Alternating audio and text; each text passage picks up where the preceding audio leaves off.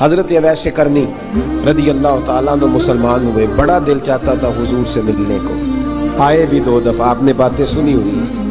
اماں بوڑھی تھی، اماں بوڑھی ہو اور ماں حکم دے دے کہ نبی پاک کے پاس نہیں جانا، ذرا سننا۔ حضرت اویس کرنی، یہ داتا گانی بخش علی اجمیری نے لکھا ہے، یہ امام شورانی نے لکھا ہے، یہ تمام ان پہ سیرت نگاروں نے لکھا ہے۔ کہا بیٹے میں کمزور ہوں، مجھے چھوڑ کے نہ جانا، چھوڑ کے نہ جانا۔ ایک دن بڑی منت کی، رو پڑے۔ اماں نے کہا بیٹا جانا، لیکن اگر حضور گھر نہ ہوئے تو تلاش نہ کرنا، میں فالج زدہ عورت ہوں، اٹھ کے چل نہیں سکتی۔ او بھائی، حضرت اویس کہتے ہیں میں نے دروازے پہ دستک دی۔ یہ امام شورانی کے جملے، سیدہ عائشہ صدیقہ اندر سے بولی کون ہے دروازے پہ؟ حضرت اویس کرنی دروازے پہ کھڑے، کون ہے؟ بڑی عاجزی، بڑی درویشی، کہنے لگے اماں جی ایک فقیر ہوں، یمن کا رہنے والا، ایک فقیر ہوں، ایک درویش ہوں، یمن سے آیا ہوں، محبوب سے ملنا ہے۔ کہا وہ تو گھر میں حجرے میں تشریف فرما نہیں ہے، باہر دیکھ لو، مسجد میں یا کسی جگہ تلاش کر لو۔ حضرت اویس کرنی کی آنکھوں میں آنسو آئے، کہنے لگے وہ آئے تو بتا دینا کہ ایک کرن سے فقیر آیا تھا۔ امام شورانی کے جملے ہیں۔ حضرت عائشہ کہتے ہیں مجھے بتانا نہیں پڑا، محبوب گھر آئے تو آتے ہی پوچھنے لگے عائشہ کوئی آیا تھا؟ علم غیب رسول کے منکر اس حقیقت کو بھول جاتے ہیں، غیب مانا کہ راز ہے لیکن راز اپنوں سے کب چھپاتے ہیں۔ نبی کریم صلی اللہ علیہ وسلم کوئی آیا تھا؟ حضرت عائشہ نے سوال کیا یا رسول اللہ آپ کو کیسے لگا؟ حضور فرمانے لگے کسی کی خوشبو آ رہی ہے، کسی کی، یہ امام شورانی کے لفظ ہے، کسی کی، اگرچہ غالب خوشبو خود محبوب کی ہے، کسی کی خوشبو آ رہی ہے۔ کہ حضور کرن کا رہنے والا کو فقیر آیا تھا، سلام چھوڑ کے چلا گیا۔ جناب عائشہ کہتے ہیں حضور کی آنکھوں میں آنسو آئے۔ میں نے کہا حضور وہ گیا کیوں؟ تو محبوب نے فرمایا اس کی ماں بوڑھی ہے، اس کی ماں۔ محبوب اگر اماں کے لیے کہتے ہیں چل دیکھیں نا تابی بنے، وہ سیابی نہیں بن سکے، تابی۔ وہ تو تبلیغ کرنے کیسے چلا جاتا ہے بیمار ماں کو چھوڑ؟ تو پیر صاحب کے ڈیرے پہ کیسے پہنچ گیا اماں کو چھوڑ؟ تجھے کس نے اجازت دی کہ ماں باپ بوڑھے تھے اور تو کہے جی میں وہاں جا رہا ہوں، میں نے چلے کرنے ہیں، وظیفے پڑھنے؟ بھئی جب حضرت اویس کرنی اعلیٰ حضرت امام اہل سنت رحمت اللہ علیہ، آپ نے لکھا ہے کہ وہ جو محبوب کا فرمان ہے نا بخاری مسلم میں، رضا اللہ فی رضا الوالد، فرمایا جس کی والد راضی اس کا اللہ راضی، اور جس کا باپ ناراض اس کا اعلیٰ حضرت فرماتے ہیں کہ 100 ولی، ایک جگہ پہ فرماتے ہیں 1000 ولی ایک طرف بیٹھ کے کہہ دینا کہ یا اللہ اس بندے کو بخش دے، اور اکیلا والد کہہ دینا یا اللہ میرا نافرمان ہے، نہ معاف کرنا۔ تو فرمایا اللہ اس 100 ولی کی نہیں مانتا، والد کی بات مانتا، اس لیے کہ حضور کا فرمان آ گیا باپ راضی ہوگا تو اللہ۔ تو میرے بھائی شریعت ایک حقیقت ہے، اس حقیقت کو سمجھ۔ حضرت اویس کرنی کی زندگی کا ایک پہلو یہ، دوسرا پہلو یہ جو ہے نا بڑی لمبی چوڑی داستانیں، اور بڑا ہمیں شوق ہے تصویروں کا، بڑا شوق ہے۔ آپ یقین کریں میری طرح کے بہت سارے لوگوں کے پوسٹر چھپتے ہیں، بڑی بڑی تصویریں لگی ہوئی ہیں چوکوں میں۔ استقبال سب سے اچھا وہ ہے جو قیامت کے دن ہو۔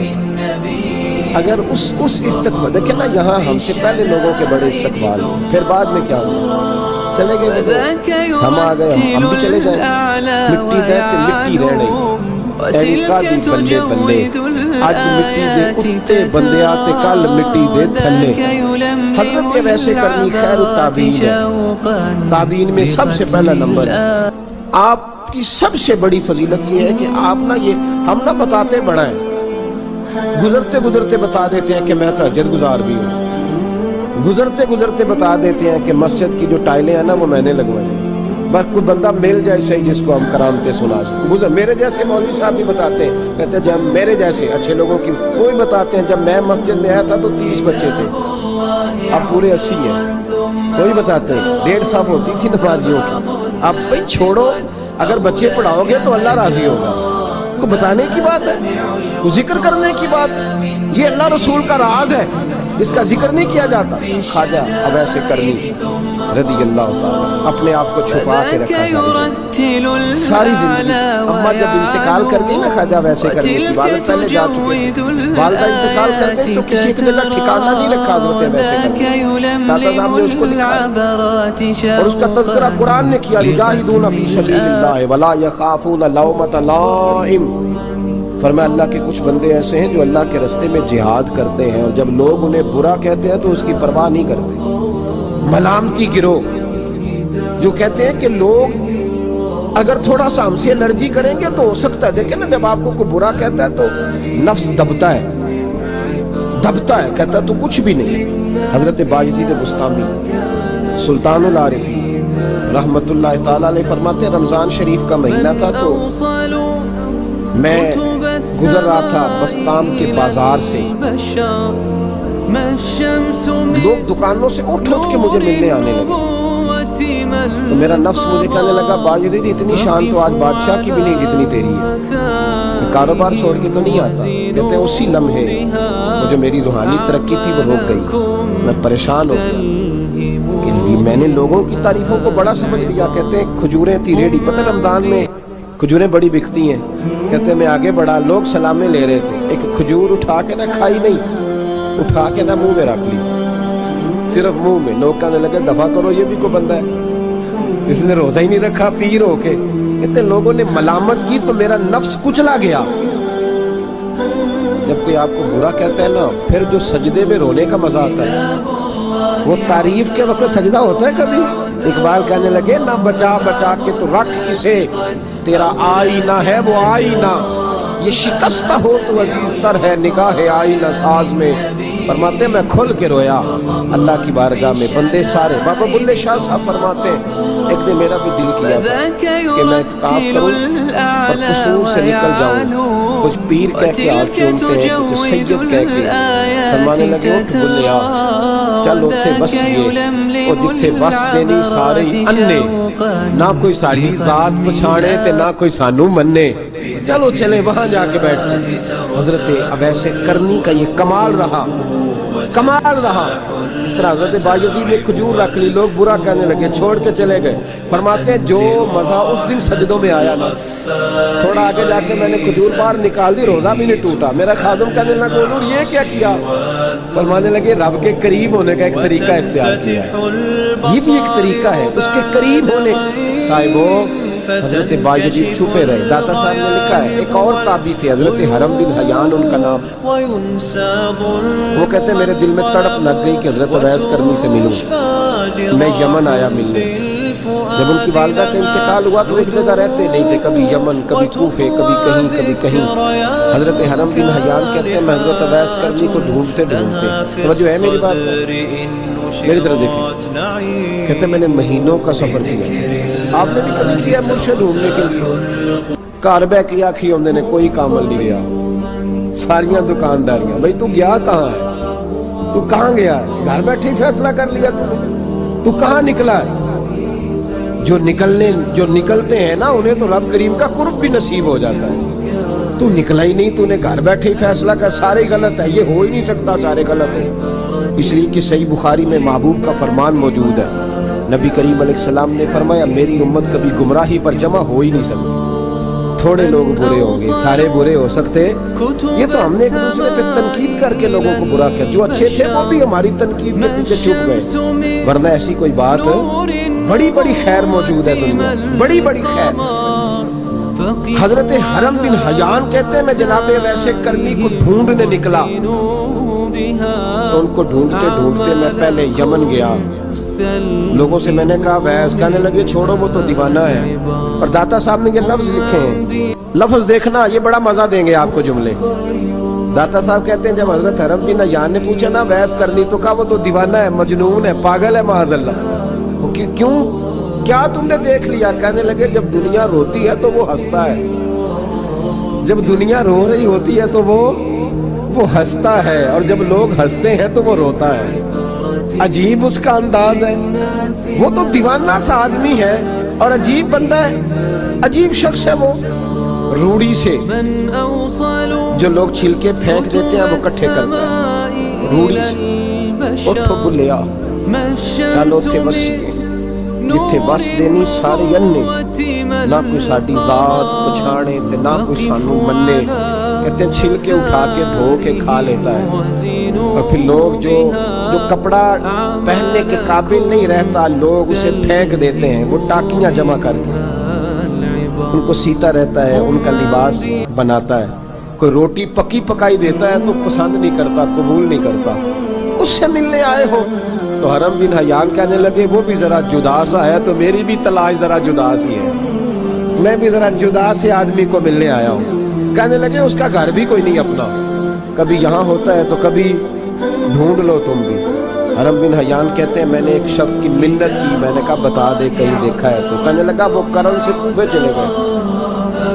کہتے میں کرن سے کوفے آیا ایک بندے سے پھر پوچھا لوگ کہنے لگے چھوڑ وہ دکھتا نہیں تو نے مل کے کیا کرنا کہتے میں نے پوچھا بتاؤ تو صحیح کہاں ہے کہنے لگے وہ تو سنا ہے حج کرنے چلے گئے ایام حج ہے کہتے میں حج پہ چلا گیا ساری دنیا ملی پر عویس کرنی نہیں ملی پوچھا بھئی کسی نے دیکھا ہے تو ایک شخص کہنے لگا میں نے دیکھا ہے پر جتنا میں اس کے پیچھے دوڑتا تھا وہ اتنا آگے دوڑتا تھا کہاں گئے کہ مدینہ شریف سے کہتے میں مدینے آیا تو ملے وہاں بھی کوئی نہیں میں نے کہا ویس اگر آپ کی بے نیازی سچی ہے کسی سے ملنا نہیں چاہتے تو میری بھی تڑپ بڑی سچی ہے میں بھی مل کے چھوڑوں گا میں بھی مل کے چھوڑوں گا اگر آپ کی اگر یہ سچی ہے نا بے نیازی بے نیاز تھے سانو تخت ہزارے دی لوڑ کی نال کی لگے شہر بمول دے نال اسی اپنی بال کے سیک لیں سانو کی لگے کسی اور دے نال اگر آپ کی بے نیازی سچی ہے تو میری تڑپ بھی بڑی سچی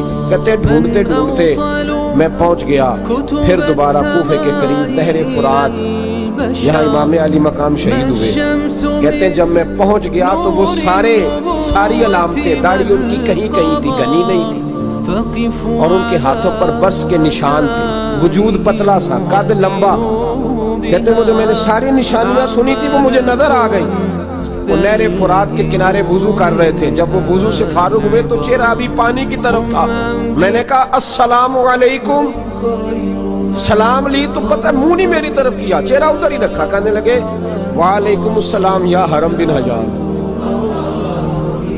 کن فیکون تے کل دی گل وعلیکم السلام یا حرم بن حیان یار تو نے نہیں پیچھا چھوڑا پہنچ ہی گئے ہو آ ہی گئے ہو کہتے ہیں میں نے کہا حضور آپ ابیس آپ کون ہیں آپ کون ہیں تو کہنے لگے میں وہی ہوں جسے تو کئی مہینوں سے تلاش کر رہا ہے تو میں نے کہا حضور آپ میرا نام کیسے جانتے ہیں یہ کشف المحجوب پاڑا داتا صاحب میرا نام کیسے جانتے ہیں تو حضرت ابیس کرنی کہنے لگے عرفت روحی من روحی کا میری روح آپ کی روح کی واقف ہے میری جو روح ہے نا روح امام غزالی سے کسی نے کہا تو حضور آپ مجھ سے کتنا پیار کرتے ہیں فرمانے لگے اپنے دل سے پوچھ لے تو کتنا کرتا ہے برابر ہے پوچھ لے اپنے دل سے تو مجھ سے کتنا کرتا ہے میں بھی اتنا ہی کرتا ہوں یہ پوچھ لے تو بھائی حضرت اویس کرنی کی ملاقات ہوئی تو کہا حضور میں کہاں چلا اور آپ کہاں دوڑے آپ فرمانے لگے یار میں چھپا ہوا ہوں تو مجھے چھپا رہنے دے میں چھپا ہوا میں شراب کا مخزن راز تھا اور رہا تھا مدت و راز یہ تو تیرا شوق کے دین کشاں کشاں مجھے کھینچ لایا مجاز میں ان کی زندگی تو دیکھو کتنا شوق ہے ہمیں آگے لگنے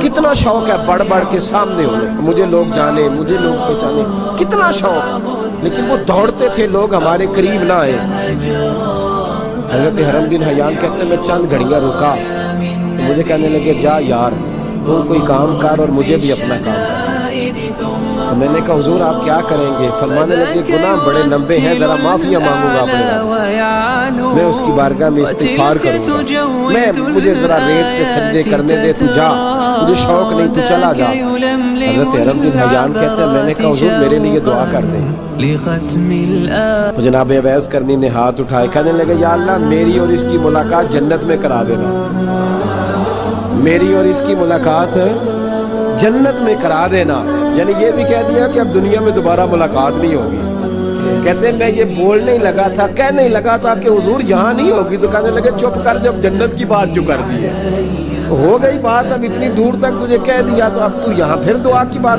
حضرت اویس کرنی خیر التابعین ایک اور بات پیار صرف سامنے رہ کے نہیں ہوتا، بن دیکھا پیار بھی بڑا شاندار ہوتا ہے، بڑا ہی شاندار ہوتا ہے۔ میرے محبوب نے اس کو بیان کیا، حبیب پاک سید عالم میرے حبیب رحمت علیہ السلام فرمانے لگے اپنے صحابہ سے، تم نے مجھے دیکھ کے کلمہ پڑھا، تمہیں ایک مبارک، اور جو بن دیکھے میرے نام پر جانے دیتے ہیں انہیں 7 بار مبارک باد۔ حضرت عبیس کہتے ہیں یار دیکھیں نا، ایک معنی میں حضور نے یہ بھی بیان کیا، ابو داؤد میں موجود ہے۔ محبوب فرمانے لگے صحابہ سے، بتاؤ کامل ایمان کس کا ہے؟ کہ یا رسول اللہ نبیوں کا، فرمایا ان پر تو وہی آتی ہے، یہ ایک معنی میں ہے، ورنہ کامل ایمان انہی کا ہے۔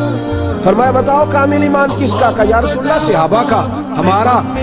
نبی پاک نے فرمایا تم نے تو درختوں کو سجدے کرتے دیکھا ہے، ڈوبے ہوئے سورج کو واپس آتے دیکھا ہے، چاند ٹوٹتے دیکھا ہے، تو حضور پھر فرشتوں کا؟ فرمایا وہ تو اللہ کے عرش کے پاس رہتے ہیں۔ کہ یا رسول اللہ ہماری پھر بس ہو گئی، آپ بتا دیں کامل ایمان کس کا ہے؟ تو محبوب نے فرمایا کامل ایمان ان کا ہے جنہوں نے مجھے دیکھا نہیں ہوگا، جنہوں نے مجھے دیکھا نہیں ہوگا، اور لفظ حدیث کے دیکھا نہیں ہوگا، اور ان کی خواہش ہوگی اگر ایک دفعہ جلوہ نظر آئے تو وہ ہر چیز قربان کرنے کو تیار ہے، ان کی یہ خواہش ہو۔ حضرت عبیس کرمی نے ہمیں بتایا کہ جو بن دیکھا پیار ہے نا، بن دیکھا جس نے دیکھا نہیں پر اس کی یاد میں تڑپتا، دیکھا نہیں پر اس کی مالا جپتا۔ حضرت ابو ذر غفاری نے پوچھا تھا، ترغیب و ترہیب میں حدیث ہے، یا رسول اللہ صلی اللہ علیہ وسلم کچھ لوگوں سے ہم محبت کرتے ہیں پر ہم ان سے ملے نہیں، ہمارے عمل بھی ان جیسے نہیں، حضور اس محبت کے عوض کچھ ملے گا؟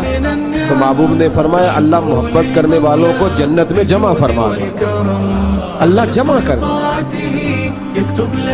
لیکن کبھی کبھی نہ انہیں اعزاز دینا پڑتا ہے، یہ رب رسول کا اپنا ایک انداز کرم ہے، مجبوری نہیں کسی بات کی لیکن انداز کرم ہے۔ ان لوگوں کو شانیں دی جاتی ہیں دنیا میں تاکہ کوئی یہ نہ سمجھ لے کہ دنیا میں ان کا اعزاز کوئی نہیں، انہیں بڑے بڑے رتبے ملتے ہیں، انہیں نوازا جاتا ہے۔ حضرت عبیس چھپے رہے، آئے نہیں، لیکن محبوب نے انہیں ظاہر کرنا پسند فرمایا۔ نبی پاک نے ظاہر کرنا، تو اگر محبوب ہی ظاہر کرنا پسند کرے پھر ہو جانا چاہیے، پھر ظاہر اگر وہ پسند کرے تو پھر ظاہر دین جان تک جو وسا نہیں ہو، جان یار نو دے تے شاد ہو جا، اس دل دے ہے فساد سارے، دل دلبر نو دے تے آزاد ہو جا، جو رکھے آباد تے رو وس دا تے جدوں کرے برباد برباد ہو جا، جو رکھے آباد تے رو وس دا تے جے کر کرے برباد برباد ہو جا۔